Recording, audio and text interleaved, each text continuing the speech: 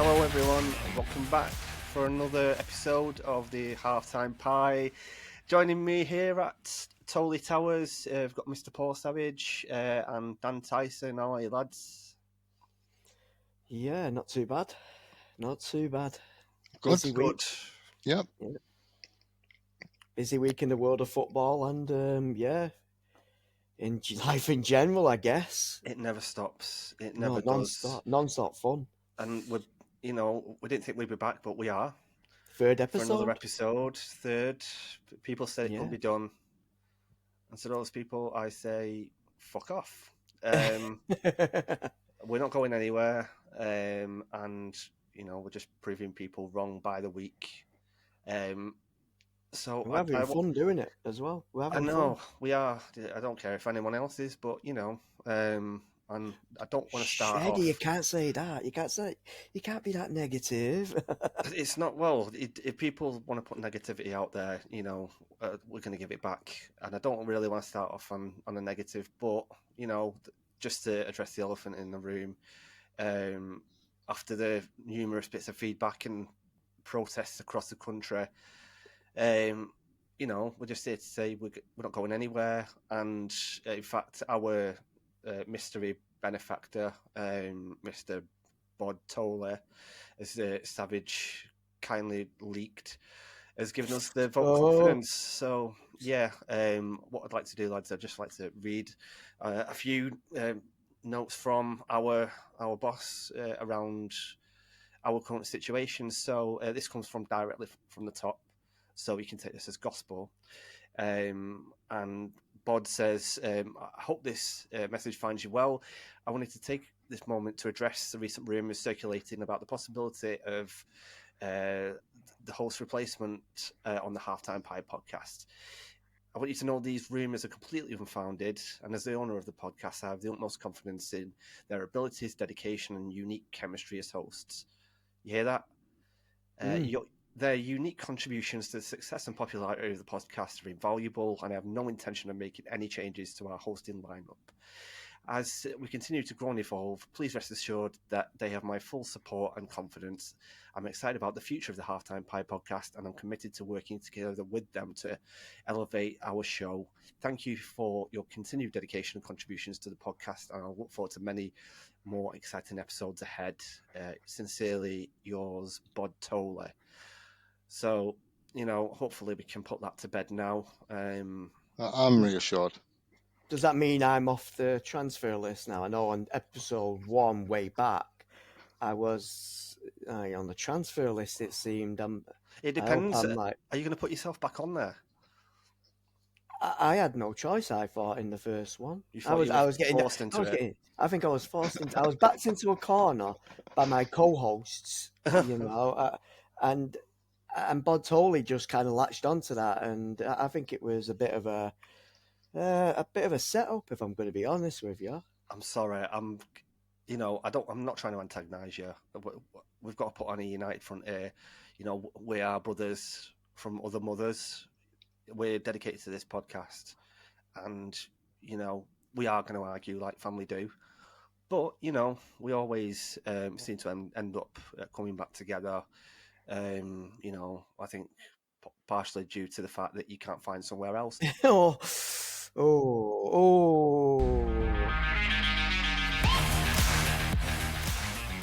So this weekend, I don't know where else you can start, but at Old Trafford. Yeah. I know that. I think we were particularly happy, weren't we, lads? Yes. And it was like a movie. It just had ups, had downs, unpredictable. How did you guys find it? Emotional. I was fully expecting to get beat going into it. Shocked in the end. Really surprised. I didn't think we'd bossed it, but I thought we took our chances that when we got them, and it was enough. And it's funny because we've had so many games where the mentality looked bad, and we'll sort of tend to fold under pressure, or at least it looks like that. Yeah. But then at the same time, maybe not 50-50 split. It's realistically less than that, but still a good chunk of the games. We do this, and we'll still not make loads of chances all the way through, but keep going to the end, score a goal late on, and snatch a win. So we keep pushing. encouraging. I think for me, it was when that first goal went in. I still thought there's going to be some kind of implosion, and sure enough, there was. They don't let you down, United, but you just don't know what they're going to do. I say that one thing I didn't think they'd do is come back. Exactly, that's exactly it. When we collapsed, we conceded just before half time, and then I realistically expected by half time we could be down, and we were. And I wasn't surprised to see that.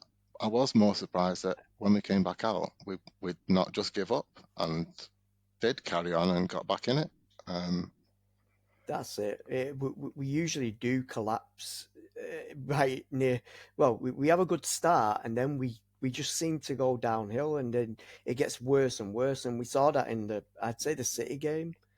It's hard to take sort of too much encouragement forward because whoever we've got next, it could quite easily be we don't turn up again. I think it was a one-off. We've got Liverpool. It was a one-off in the sense that it was a cup tie.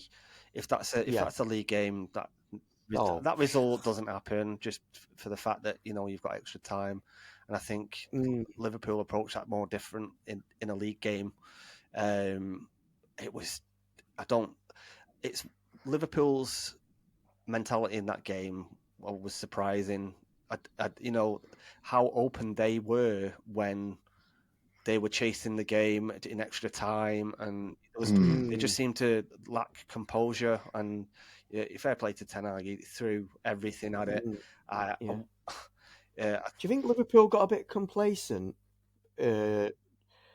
when they were making? I think they made a few substitutions, which I think kind of cost them, because I think they thought that we've got this in the bag. There's no way Man United are gonna come back, but we did. They weren't smart. With our substitutions. They weren't smart about it, were they? Because I think at one point you had Harry Maguire, who was the only centre back on the pitch, on the left wing, trying to pull down a ball to cross it in, and that happened a few times. And you're just thinking, if you Klopp, you're like, hang on a minute, why is it nearly scoring against us? Yeah. When you put it that way, it's like if like scenarios say, if you said to someone, here's what you've got and here's what you're up against, win this game, and they've got one centre back, you would like to think that if you're a Premier League manager that you'll be able to do something to take advantage of that situation, make a chance. Yeah. Well, that's it. I think even with that crazy setup that United ended up with was it like a 1-1 at left back and like one centre back and Bruno at centre back, wingers playing everywhere. Bruno with a dodgy. It looked like he was carrying an injury by the end. I heard there were some complaints. I don't know if it was Anthony having to go back. I believe so, that he was not happy. He had a good game in that position. I thought him, Garnacho and Ahmad all looked dangerous. Oh yeah, especially the wonder kid Ahmad.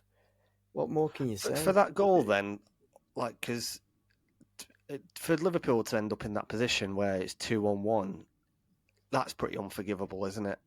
Like for how has that happened? Is that the manager? Is that the players not listening to the manager? Do you reckon Klopp said to them, like, we're going because it's like the last minute of extra time? Do they just think this is the last chance? I think because of the setup we had, they didn't expect a counter attack. I'm not sure. Maybe you're right. I do think that by the end they thought that if there's going to be a winner in this before full time, it's only going to go one way, and it's going to be ours. I wouldn't have thought that they'd have been that scared of going to penalties, because I think we were. They've gone to penalties a few times, and I think they've won a few of them. So I think United's mentality is bad enough during normal time. Never mind with penalties. I think if they went to penalties, it would have been. I don't think we would have won. if I'm going to I'm be not honest. sure what it was down to. Maybe it was just a rush of blood, sort of. Maybe the players was too emotional in it. I suppose it's hard to be detached in an atmosphere and a game like that where everyone's sort of 100% putting everything in trying to get something. I think that might have played into why United turn up in games like this sometimes. Because Chaos. if you remember, the first couple of games that we played, was it Brighton and Brentford? Yeah. Yeah, Ten Hag's first two games last year, yeah, yeah. and we lost both. And I think the third game was Liverpool, and everyone was like, "Well, watch this," and then Yeah. we won. Wasn't the Brighton game Um, at home as I well? wonder if there is a bit of that where Yeah, we did. Yeah, it was a bad couple of games, and then Mm. I don't know. I, I've you just don't know what you're going to get with United. Next Would it game, be? they could quite easily get turned over. I think this is the thing though. At least we do recognise that. Like we enjoy Mm. it when we win, but we don't go No, all yeah. out, lose our Yeah, heads. Right, we're going to win the Champions League then. You know what's coming, don't you? You've been hurt too many times before. Well, this is the thing. I mean, in the end, mm. yeah, I enjoyed that, but we got Do you? Coventry next. We have to get through that, and if we get through that and we play, in all likelihood, it could well be Yeah. City in the final again, a replay of last Mm. year. Do If you it was to end guys? the same way as last year, what difference would it make in the end? No. So I suppose we wait and see. Do you guys think it might have been a different outcome if it was played at Anfield? Do you Yes. think the United crowd kind of, kind of were that kind of 12th man? Yeah, if they went 2-1 up just before half time at Anfield, I don't think we'd have got back in that. Yeah, Yeah. the hostile I don't crowd. think Yeah, I've heard at Old Trafford like that in a long no. time. You know, I wasn't there, but you could just tell that there was something different about it. Even when we went behind, they were still believed, despite Still like pushing the us through. players have given them nothing to say that they could come back in previous games. But yeah, I think it's a completely bizarre game, and I think you know movie writers would have been pleased with writing something like that. Yeah. And Klopp, I think you've seen how he reacted after full time. Well, he wasn't happy, He was wasn't he? happy. He wasn't. He made it clear during that interview. And how does this result affect Liverpool for the rest of the season then? Because I know it's not a league game; they could quite easily pick it back up.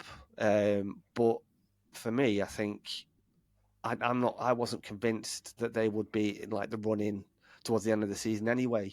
How could this affect them? It may like lower the confidence, but they're going into their next game and it's a home game, which will immediately will boost it up even more. So I'd say I don't think this is going to derail them too much. This loss, I think, coming into a home game and it's against Brighton, I think they'll be fine. I don't think it will lower the confidence whatsoever.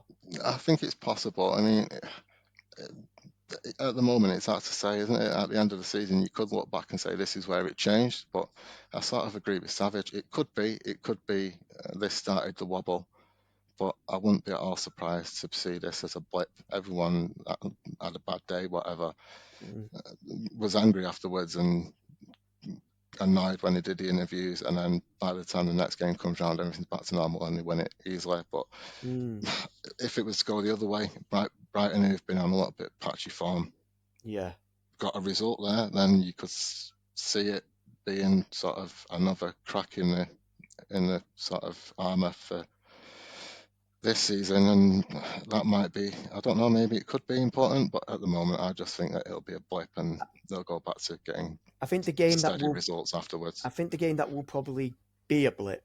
It's when we play them again, same type of fixture. We're at home, they're away. So, and that's the league so that will be something will knock them. I don't. You don't know what you're going to get, do you? No, I'm not confident going into that game. I wouldn't look at it and say we beat them in the cup, so we beat them in the league. I think, like you said, people say it. The FA Cup throws up weird results and stuff, but I think that was a game that would only happen in the cup, whereas one game you got to get a result that day, and you'll leave one defender on the pitch to try and do it. In the league, I'm not more confident because of this going into that match that it means we'll get something out of it. I would hope that we'll still try, and being at home, we'll try and win it even. But can you guys remember the last time that a gamble like that paid off in a big game? Because usually when somebody like throws the kitchen sink at it goes tits up. Probably PSG. You think like away? Because we had Bruno at centre back. Like Maguire was playing up front. I think it was Eriksen and Bruno were pretty much playing like defensive midfield slash centre back. I'm not sure. Yeah, I'm not sure. I think PSG was as big a gamble as this because from what I remember, you had like young players playing, but they was in the right positions, and I think the goal that got us back in that was a little bit dodgy, if we're fair about it. It was a VAR decision on a long range shot that hit someone's hand and you give a penalty. Well, this was more riskier than that then. I think so, yeah. I mean, whichever way you look at it, when you take off all your defenders except for one, and especially like when 12 months ago the one who's left was being completely ridiculed by everybody. Yeah. As well as that, like, because we got the equaliser and we still had that set up, I don't like it. It flashed in my head that what do we do now? Because really, Liverpool with that setup, with United with that setup should get beat off Liverpool, I think, if you're being smart about it. But somehow still managed to win. So and then we got a good draw after it as well. With the semi-finals. So getting into the other games, because I know we've been speaking about that game, obviously, because it was such an amazing game. The other games, I think Coventry, how well did they do against Wolves? Premier League opposition there, it's Wolves are not a pushover. When they're on the day, they can surprise a team, and they've done it a few times. They've done it to us near enough. They put us under pressure.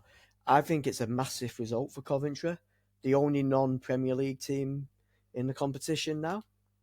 And they could, and it's the FA Cup.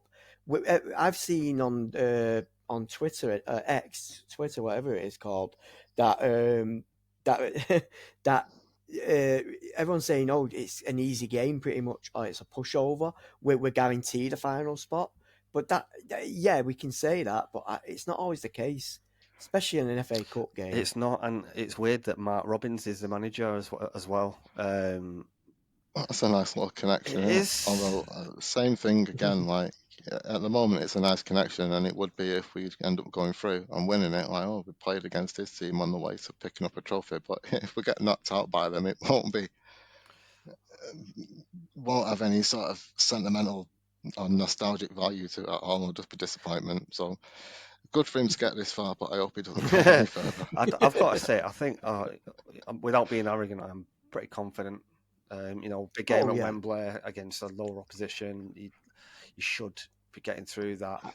How do you feel about that? How do you feel about that? Just to go a little bit off track, but around the semi-finals being played at Wembley, because back in the day it was at the Aston Villa ground, that sort of thing, and now it feels like Wembley should be the prize, like in a Euros, that sort of thing, or a World Cup. I agree. I don't like it. I prefer that they played them at neutral grounds elsewhere, and just play the final at Wembley. But the FA want to use Wembley as often as they can, don't they, to host as many different things as they can, so they can make some money back on it. But personally, I don't like it. I'd rather that they played at two other neutral grounds. I suppose on the upside from it, I mean, it's ups and downs for the case for using Wembley. On the upside, it's bigger, and you can, like, compared to Villa Park or somewhere else like that, you can fit more people in. But on the downside, it's a lot further away for a lot of people to have to travel, unless you're a fan of a London club or you somewhere already local. Can I just jump in there, Dan? And while we're on the subject of semi-finals and the venues, just back in '95, semi-final was played at Bramall Lane, United versus Sheffield United, and a certain Sheffieldman / Yorkshireman got a brace on his debut. So, if you're listening, Jimmy, please forgive us. But I agree. I think some of my fondest memories of the FA Cup have been at Villa Park, and I think just from a fan's perspective as well, you've seen it before where you have two teams from the Northwest in a semi-final having to go to Wembley for travel. I think, having it somewhere around the centre of the country anyway is probably just a bit more common sense, as well as, having it neutral. But yeah, it must be, I don't know. It does take away from the glamour of eventually getting to Wembley, because if those players at Coventry City somehow manage to get to Wembley, manage to get to the final after playing at Wembley already, it takes away from the shine, doesn't it? I think so, a little bit. I mean, probably any players who had the chance, if you got this far from like a lower division team, say, and you get a chance to play in the semis at Wembley, you're not going to turn that down. I'm sure every player would say, "Oh, I'd rather play the semis there." But in the grand scheme of things, yeah, I think it does. It takes the edge off a little bit. It makes it a little bit more normal to be, I don't know, like old players retired now telling their grandkids, "I played at Wembley. What final was that, Dad or Granddad or whatever?" And now it's, "I played at Wembley," and it was like, "What final was? Oh, no, it wasn't a final. It was just the semis against." Do you know what I mean? Yeah. I suppose it does diminish it a little bit.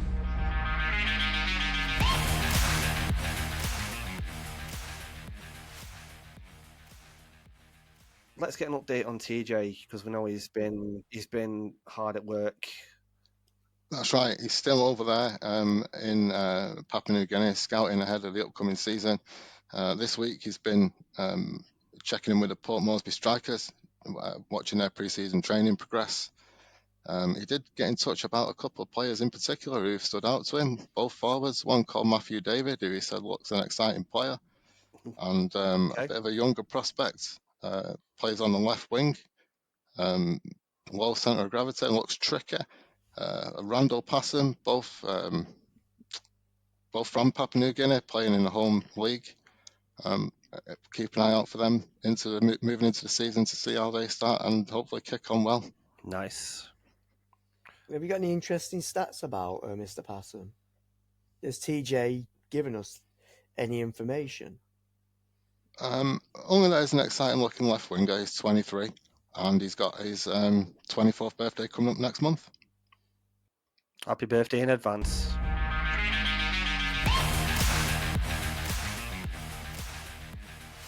We've had a lot of negativity and also a lot of positivity as well. So we've been receiving quite a lot of kind messages on Twitter, Facebook, letters through our actual postbox as well. So, Sav, I don't know if you've got one there for us. Yeah. Just looking through the inbox, and this email, which from this young man, he was born deaf, and at the age of 54, finally had the surgery to make him hear, which is a great thing. To be fair, that's amazing. If we're reaching those kind of people, we're changing lives. Sorry, go ahead. No, and the first thing he listened to was this very podcast. What are the chances? Incredible. The Halftime Pike podcast is reaching to the disabled. It's amazing. And within 2 minutes, he asked the surgeon to reverse the surgery. It's amazing stuff. What can you do? You can't reverse it for sure. That's it. And a good point there. So I'm hoping he can hear this now. If he can, or if he can't, then at least he's experienced the podcast. So yeah. Do you think he's ripped off his own ears? In anger. Somebody has. Has. Yeah, I think we actually did receive a letter with some ears in it. Oh. So, that's what they were. Yeah. What did you do with them, Dan? A recycling bin. Oh, I'm glad you didn't do any nefarious things with them. They have got holes. They have got holes, by the way. In the compost pile. in the compost pile. In the car, Oh, right. I'm my glad you God. didn't. I'm glad you didn't pull them down your pants. That's the main thing. You know. Is that your go-to for everything? It possibly is, but you could use your tackle as a bit of a puppet show with ears. My lord. Getting on to our other messages we've had. A message from this person saying, last week I was getting mugged at gunpoint. A policeman was walking by and by chance arrested the mugger. And as they were leaving, the policeman noticed the Halftime Pie podcast T-shirt. Policeman then uncuffed the mugger and took his wallet. Whoa! Can I just ask something here about always this? Go on. A Halftime Pie podcast T-shirt. Are you guys cutting me out of a business here, by any chance? Because I didn't know we had merchandise. I think it's from DHgate, to be honest. These are unofficial merchandise. Oh, yeah. Bootleg merchandise, exactly. Just as long as there is no slice of this halftime pie. Oh, I like that. No, I know we've released those socks and I think Amos as well. Okay. Not good for the first one, is it? Then the guy who's born deaf. Well, Jesus. For the person that ripped their ears off, get some Amos to cover up the gaping wounds. After last week, we had a bit of a disagreement with Jimmy Muir. It didn't go well, but we're here to make up if we can, bring him back once again. I think we might actually have him on the line now. I know there's a bit of time delay there in Sheffield, and he's advised me that he won't speak to me, he'll only speak to Dan. Okay. Well, like I said last week, we were aiming to, I was trying to smooth things over. Did do that successfully, but I didn't realise he was still a bit touchy with the other members of the podcast. But yeah, good to have him here anyway. Long-time friend of the show, Sheffield United captain and friend of John McGinn, Jimmy Muir. Good evening, Jimmy. Morning, all. Good morning. Evening. Anyway, we've not had any league games for you to play in this week, and to try and change the tone a little bit, we thought we could talk about the England game coming up this weekend. Could be an exciting one against Brazil. And we heard that you had some opinions about Sancho not being called up, and that you thought he might not be as effective as he could be in the final third of the pitch. He will not cross. Controversial. I suppose he does tend to try and cut into the inside on his playing as an outside forward, but that's true. That is. I suppose maybe that doesn't suit Kane's game. Good point. Well made. With that said, if you don't think Sancho can sort of maybe deliver the chances that someone like Kane might need, is there any potential for Jimmy Muir calling up to the England team? You'd have asked me 20 years ago. Yeah, I think you're being modest there, Jimmy. Out, yeah. No spring chicken, are you, Jimmy? I've heard from several managers over the years that they in fact did try to call you up. I think Glenn Hoddle, Kevin Keegan, Terry Venables, Fabio Capello, all tried. And I think, did Fabio Capello write in his book that you said you'd only play for one country? I'm just curious. Well, that would tend to make sense.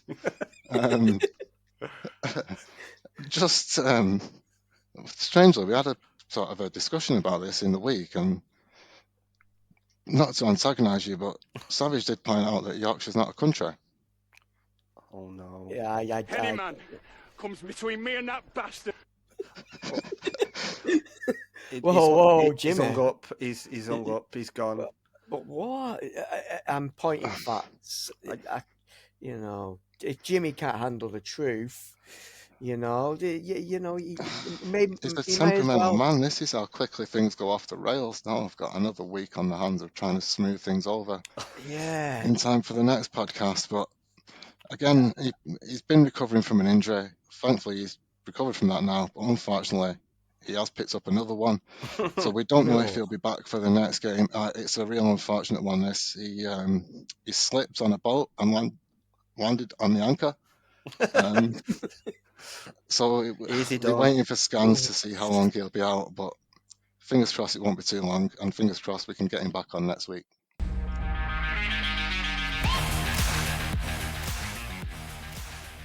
Shall we talk about the England squad? The matches upcoming against Brazil and Belgium. I think we've had numerous players drop out. Surprise, surprise for the big teams. So they're like, protecting their interests at all costs. And then you've got players like Cole Palmer and Kobbie Mainoo who are going to get a chance to shine. What are you guys looking forward to seeing out of these friendlies? Oh, I didn't even. I think I'd only seen one or two dropped out. Who has? Harry Kane, he's dropped out. Saka.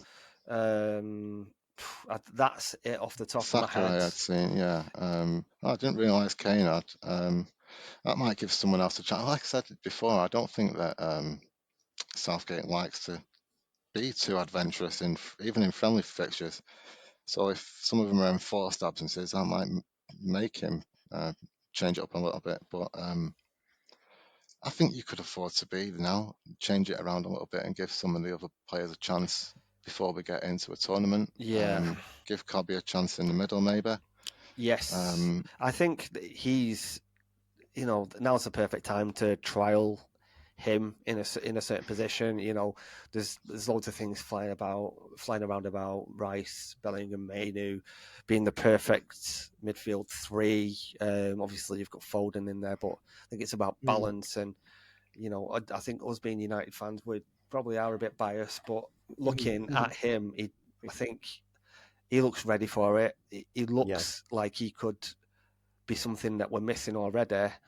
And I think in terms of just looking at his mentality, how cool he is in possession, out of possession, it doesn't matter how frantic a game is going. He's always playing the same pace. And then at the Euros, something like that might be really valuable to throw in there rather than, I think certain players like, you've got your Hendersons who, it's a whole other story, discussion. But I think Mainoo, I think he could do a job. I spoke to somebody at work today and we were talking about, the midfield and who they would put in there.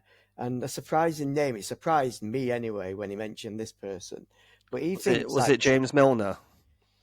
Oh, you know what? There is a connection there. God. There is a connection. Trent Alexander-Arnold. No. I was surprised as you just went no. I was like no, not for me.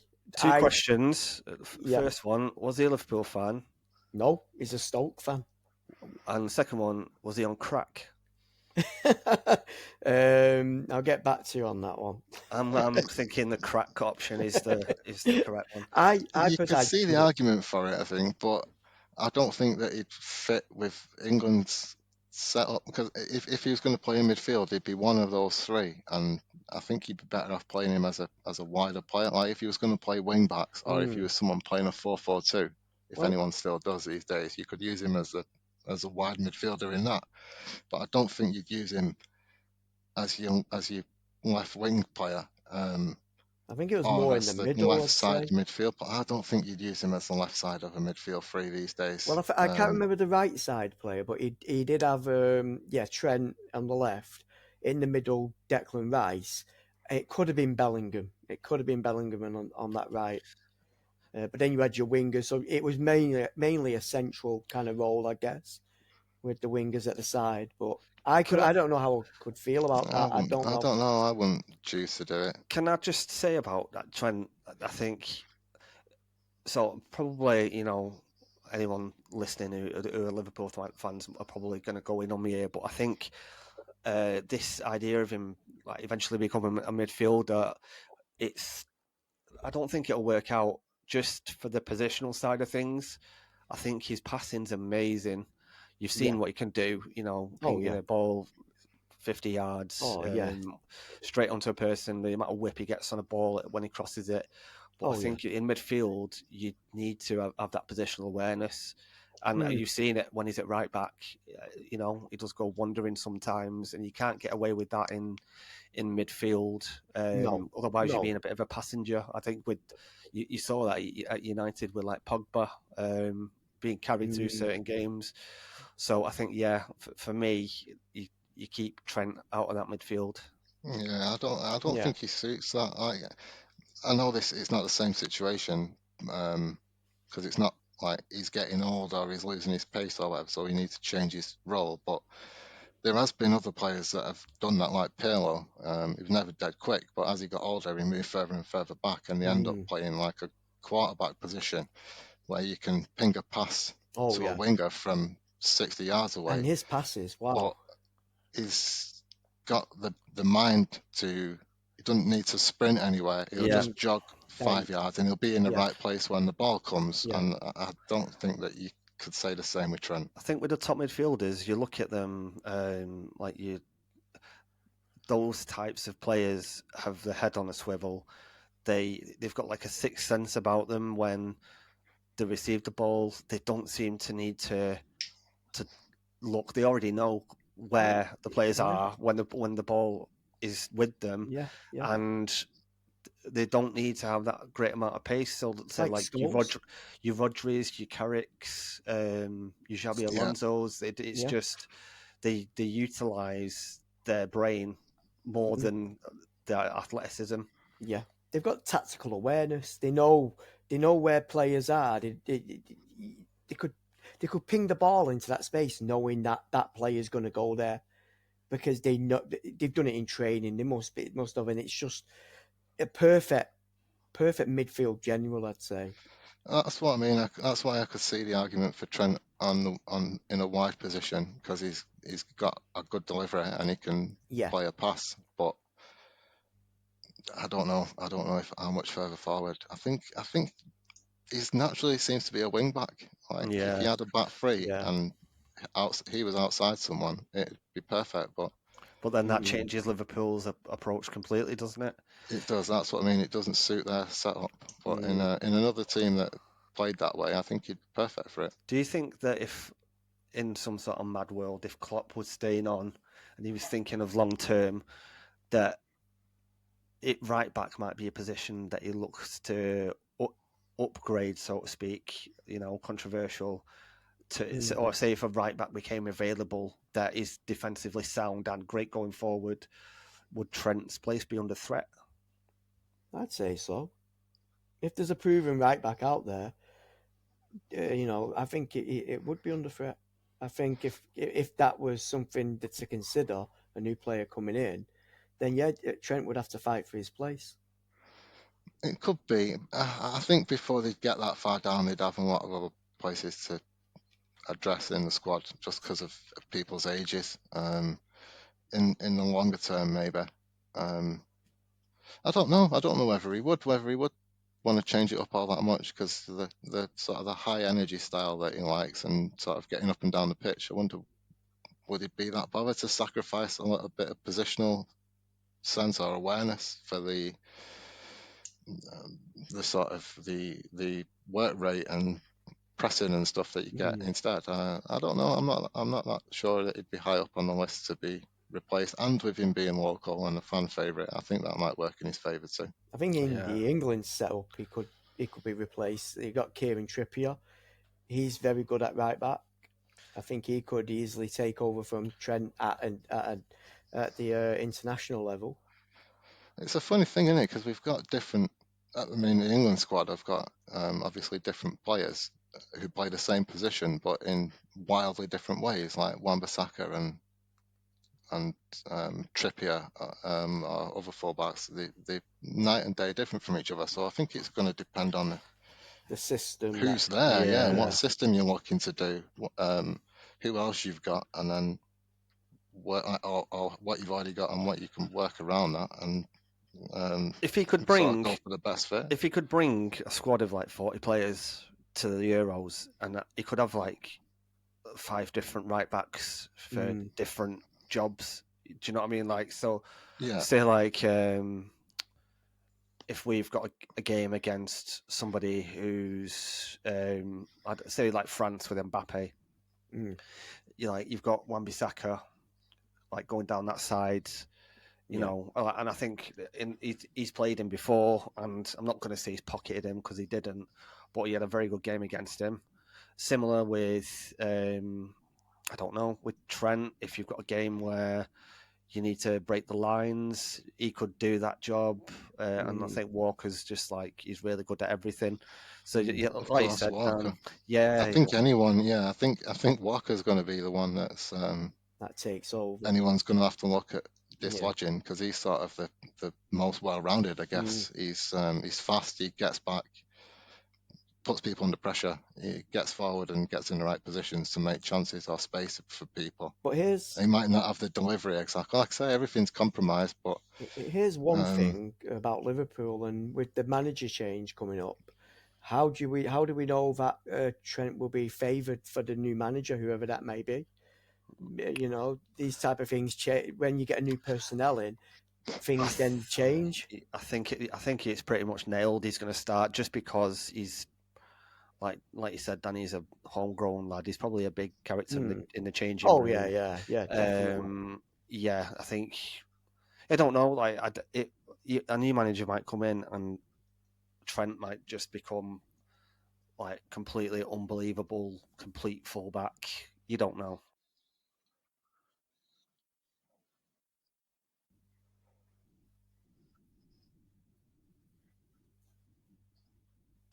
Some news coming out this week of him being linked to the United job. So, yeah, I mean, I don't know how much substance there is to it.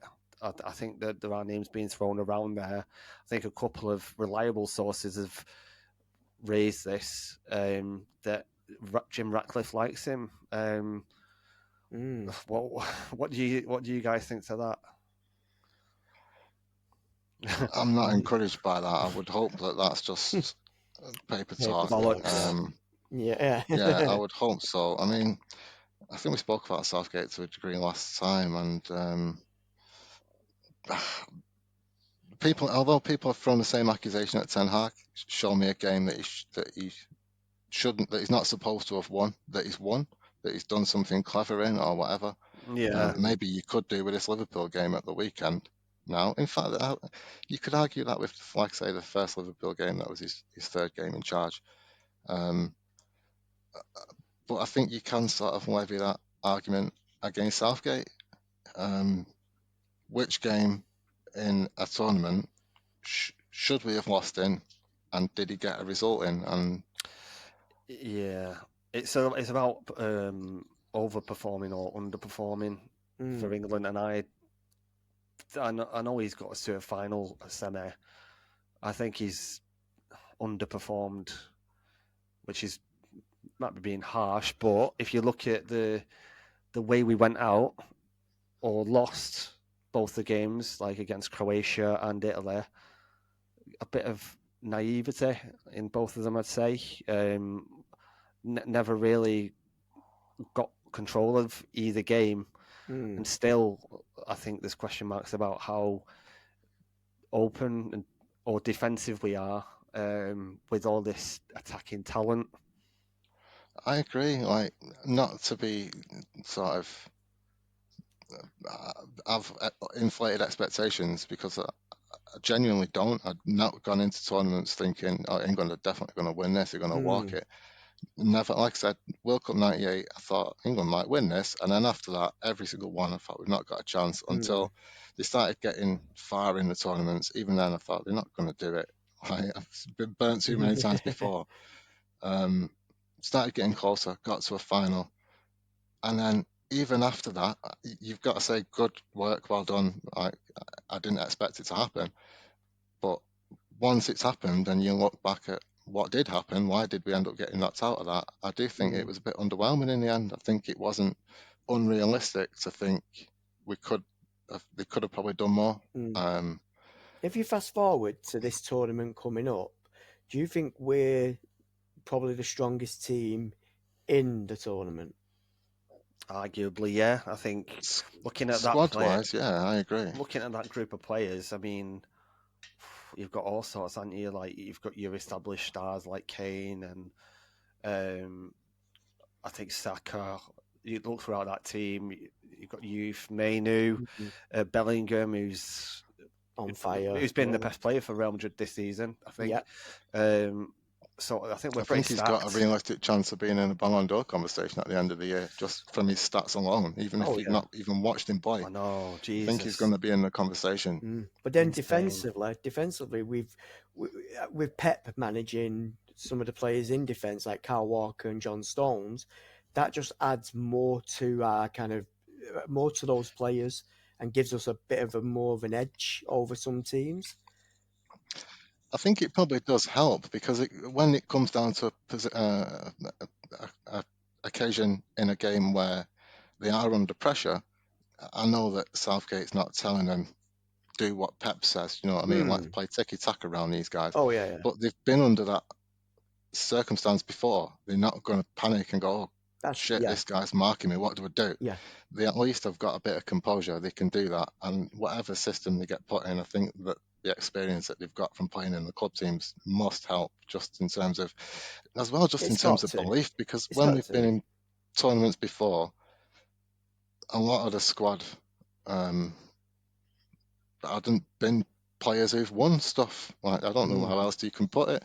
And then you've got to think, if you never win anything, or you know what I mean, you're not winning the league regular. And there was a few of them that were, but not all of them. And that mentality changes as well, I guess. Well, when you go to a tournament, if you're finishing whatever position in the league, do you go to the World Cup think we're going to win this? But if you're winning the league and the Champions League, I mean, a few of these guys have got to Champions League finals and won them. You think, well, we're at least as good as anyone else playing in Europe, and most of the rest of the teams in Europe have got players from the rest of the world. So why can't we go and beat them in a World Cup or a Euros? So it's that time in the podcast to speak to our friend Harry about his transfers throughout the years. I love sitting down and speaking to Harry about who he sold to who, for how much, how many tins of beans he paid for certain players and and all that stuff. So, yeah, let's have a bit of Harry's Prices Right. Long time no see. Indeed, long time no see, Harry. Back again, our friend. Oh dear, right. So, same as last week, guys. I'm going to ask you 3 higher or lower questions about players Harry Redknapp sold. So, yeah, I think we're at 1-1 so far, aren't we, guys? I think so. This to see who's going ahead. I've got a tiebreaker as well, actually prepared instead of pulling one out my arse. So hopefully it should go a bit smoother.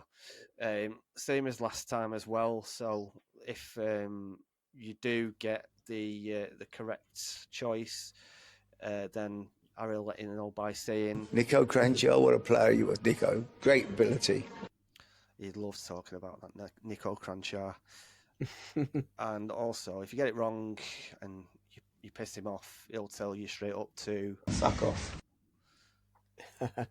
So, starting with, I think it's you, Savage. So, I'm going to ask you, of the players sold out of these two, which one was sold for the more money? So, first one, John Hartson or James Beattie? Ooh.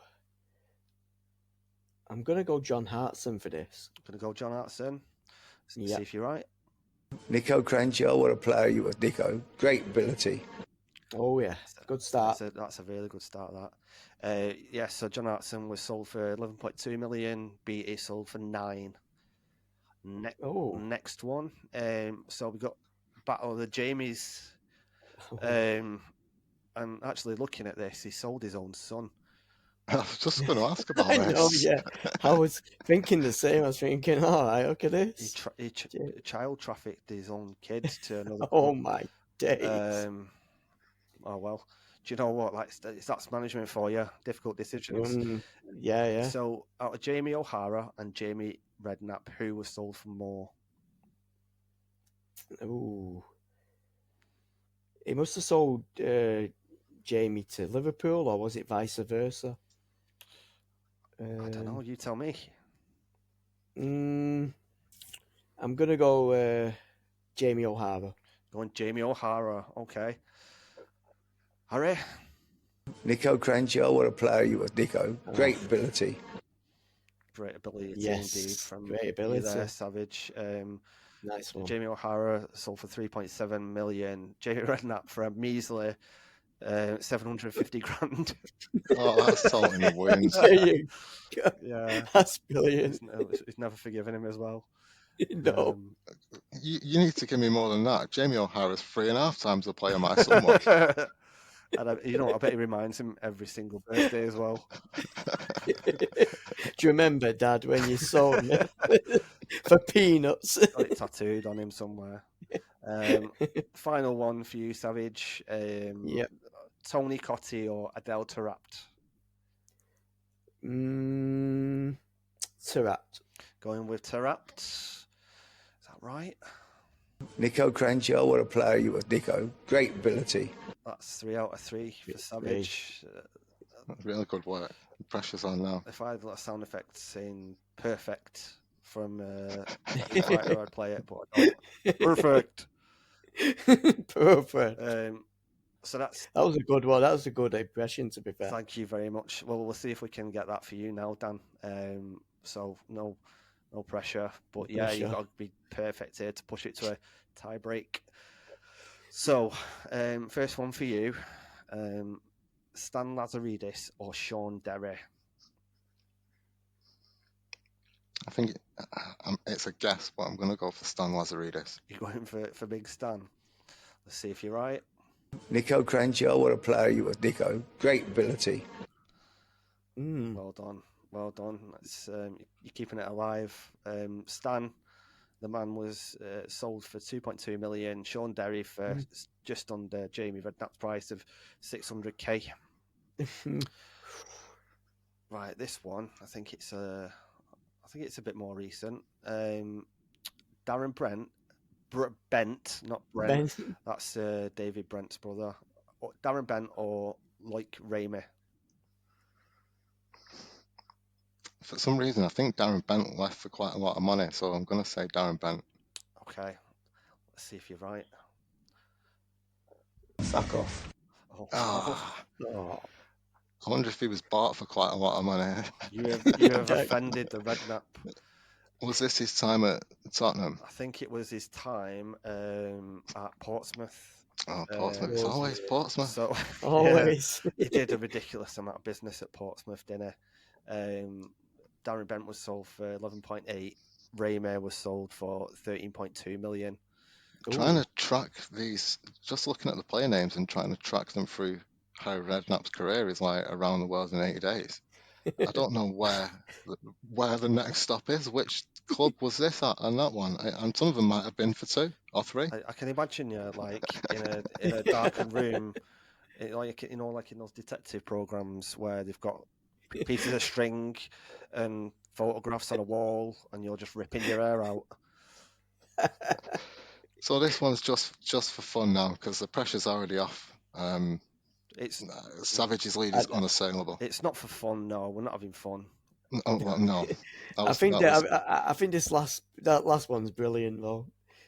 This last one's amazing. This one, oh yeah. Also, yeah, I think this one's for Pride. If anyone knows what Pride is, please let us know because we're still trying to find out. We need some. We need lots of it. Last one for you. So this is a lanky double header. So Peter Crouch when he was sold to Stoke, or Peter Crouch when he was sold to Liverpool. Which one got the biggest transfer fee? When he was sold to Stoke or when he was sold to Liverpool? I think Peter Crouch when he was sold to Liverpool. Let's see. Harry? Fuck off. Oh, wow. 1 out of 3. Wow. So Harry doesn't play games. he doesn't. He Yeah, does Yeah, his not. insults cut to the Ruthless. bone. Very ruthless, that. You've offended the great transfer god himself. Peter Crouch was sold to Stoke for 11.3, and to Liverpool he was sold for 10.5. Wow. That is So, close. yeah, like again, like if you're sold twice from Harry Redknapp, what does that say about you? That he's just sees you as some sort of cash cow. Well, yeah, if he can sell his own son, then he'll sell It's a great shout. Exactly. Nobody's Yeah, safe. you can expect no loyalty in this game. Like, you No. could say that to any player in contract negotiations. Listen, I sold my son. Yeah. I bet No loyalty to you. you know what? I bet he tried to pimp out his own wife in part of a transfer negotiation. I can't give you an You extra might need to million. throw an allegedly in there, Savage. Allegedly. Jesus Christ. Do you know what? Like that's the art of the negotiation, isn't it? You can bleep all of that last part out if you want to. No. You'll have your day in court. Don't worry about it. Didn't he sell Lampard to Chelsea as well, who's his nephew? Yeah. From West Ham, yeah, I think he did. West Ham. Yeah, he That did. West Ham team Christ. that he had back then, was it in like the late 90s? Yeah, it was Rio amazing. Ferdinand. Joe Cole, Was Rio Carrick, there? Yeah, Joe Cole, Carrick, Lampard. David James. What was he saying? That's a spoiler, didn't you? Yeah. That guy who did a lot of imaginary training. Was it Trevor Sinclair and Yeah, DiCanio? Trevor Or Sinclair. He actually he Canute? sold Trevor Sinclair's dreads. He didn't actually sell Trevor Sinclair because I think he went bald after joining City. So Wasn't the Portuguese player that he had? I remember him telling a story of a Portuguese player that came and wanted a particular number and he didn't get it, and I think he left. or is it Paulo Futre or someone? Yeah, it's Futre. It was Futre. He's got a story for every single player that he's signed, and they all sound ridiculous. Futre There's some refused. good transfer stories from back in the day. Was it Big Ron? I think it might have been two different players. I'm sure he bought one player for. I think he might have sold one player for a crate of champagne, and I think he either bought or sold another player for a lawnmower. That's not even like ludicrous because it's Big Ron. It's just I suppose it was. I bet you a lot of stuff like that happened back in the 80s and 70s. Like now everything's above board, isn't it? And done by the books. Whereas back in the day, anything goes. Allegedly, anything went. But No, I mean allegedly now. All right, yeah. If you believe everything's on the books now, I'm not sure. I'm not quite sure how much. The things that people are probably getting underhanded these days are probably more than just a lawnmower. Do you know what? I don't think they would have invented fictional sponsors back in the 80s to comply with FFP regulations. Or, like, I don't know. Again, it's not even allegedly. It's out there. There's an investigation underway. But yes, it seems as though if your name is Manchester City, you don't actually get any consequences. But if you're playing in the Championship and your name's Leicester City, like, it doesn't matter. You're going to get the full force on you. Exactly. You're getting the book thrown at you. Crazy. It's all about those. It's all about those lawyers, I guess. If you got good lawyers, good legal team. Did Savage go on stall roleplay as there? much as you want. He did. Are you on dial-up or something? No. We've got Stephen Hawking on the podcast. Oh no, my voice modulator I like to is watch kicking football. Welcome to the halftime pod. Plug me in. Oh my! I'm gonna leave this in. Did I go all robot on you? Jesus Christ! I hope so for your sake. No. It sounded like whatever Eddie said had triggered you that much. You turned into a robot and started running away from the microphone. You went really quiet and far away. Oh God, you got like that 404 error on the I internet think there's a browser. few. I think there's a few few technical sound issues. On the blue screen of death. Oh We'll my have to speak days! to Bod Tolly about this Wi-Fi. You Are might we, have to. has he cut the power? Has it started? Oh God. Oh my god! This is it. This is the end. Well, do you know Tune what? in next week, folks, to see if there is a next week. Yeah, we'll find some way of getting on the air regardless, but we'll have to speak to Uncle Bod. Can anyone's phone do mobile hotspot? I don't know. I've got a cup. Yeah, mine I've can. got a cup and a piece of string we can use. Or anyone good at using carrier pigeons? Oh, they usually peck my eyes out. Can't we? We'll call the pigeons Plan B for now then. Right. Okay. Well, Yeah. on that robotic bombshell, thanks for stopping by, and we might see you next week. So from everyone here at Tolly Towers, in a bit.